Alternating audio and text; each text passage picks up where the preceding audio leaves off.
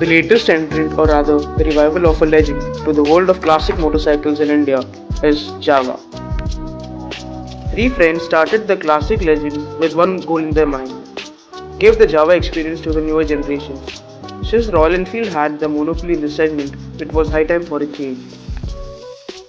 The Jawa hugely looks like the original Jawa, but just beefed up, with a bigger engine filling the space.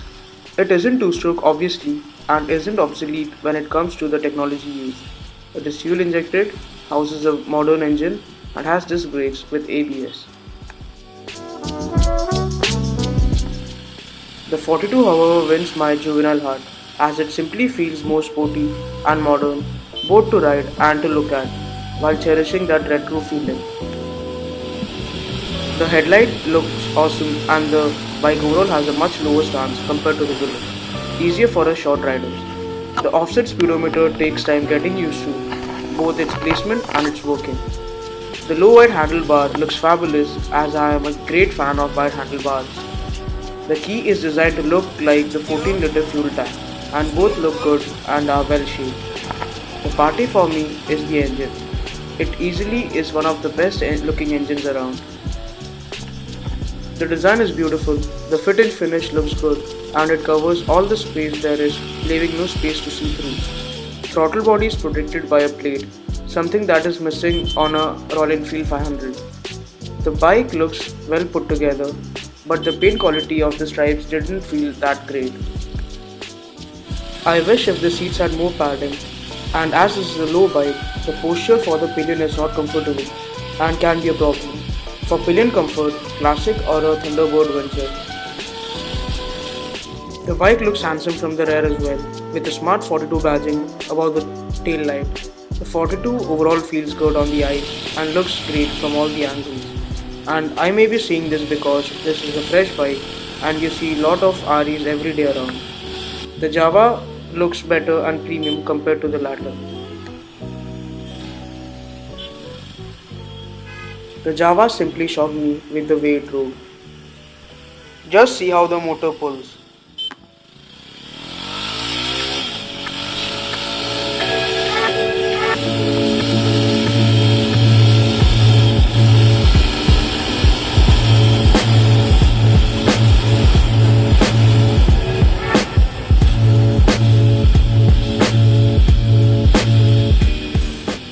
The heart of the matter is a freer revving 293cc mill producing similar torque at 28 Nm of torque while producing 27 bhp of power, which is almost 7 horses more than its Royal Enfield counterpart.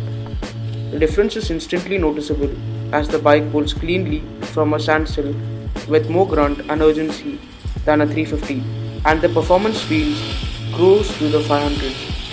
When slotted with the 500s, the 500 feels more eager and sensitive to throttle inputs, torquier and more high-end power after 100 kmph. But the difference is just not much. The low end from the engine is reasonable and has knocking sound which makes you downshift, whereas the mid-range is punchy and smooth. The high end isn't particularly great and the power fades. Vibrations start to creep in at this point with slight rattling of the tank and other parts. My favorite thing about the bike has to be the exhaust.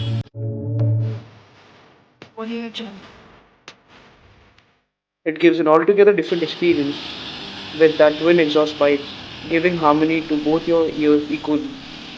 It is loud and good to the ear. Java claims it took months to get the exhaust right, and they did. Good job, Java.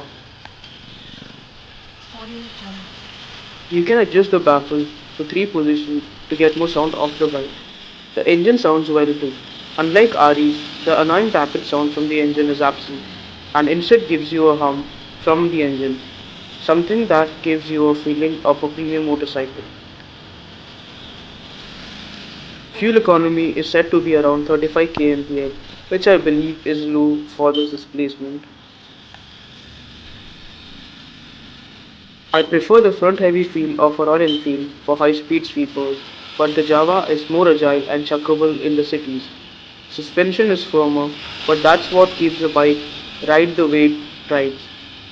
No complaints in this department. The bike, however, has a major flaw, and it's its ergonomics. It has 18-inch wheels in the front and 17-inch in the rear, which is a size smaller than the Royal Enfield. This bike is too small for tall riders. You will have to sit with legs crossed to be able to ride this bike, and that is not going to be comfortable. People complained of hip pains during test drives and being uncomfortable. But for me, I am 5'6" and I am in love with the bike for the ergonomics. It's low, light, and the footwell placement lets you stand on and go over bad sections of the road with ease. I've never ridden any other bike which feels like a toy and so controllable. Sorry, tall boys, wanna crack a short joke still? You can choose if you want discs just in the front or both the wheels. Accordingly, you will have a single channel or dual channel ABS. The braking simply felt better than the Royal Enfield's hands down. The liver had great feel and feedback and inspired confidence to ride the Jawa hard. The Jawa is a fresh entrant into the market and its reliability is yet to be seen. I had an issue with the bike towards the end of my test drive and I'm assuming it was the fuel injection system. If there was anything more I wanted, I wished if there were more good colors as I only like the Nebula Blue and so do the others and it works definitely to be the most popular bike on the road. The bike is booked for the year while some dealerships might help you get the bike sooner. On the road pricing Gujarat, the Java 42 costs between 1.85 to 1.95 lakhs, whereas the Java costs between 1.95 and 2.05 lakhs depending on your brakes option. It's expensive, but it's better in almost all the departments, and it's been a high time the Enfields needed something to be hit with. Get us the Perak soon, Java. Hit that like button and do share it with your friends and family. Comment in your queries. Do subscribe to the Highway channel and hit the bell icon to never miss an update from us. Also, check out the Highway channel on Instagram for motoring news, reviews, and rides. Be a part of our story. Cheers.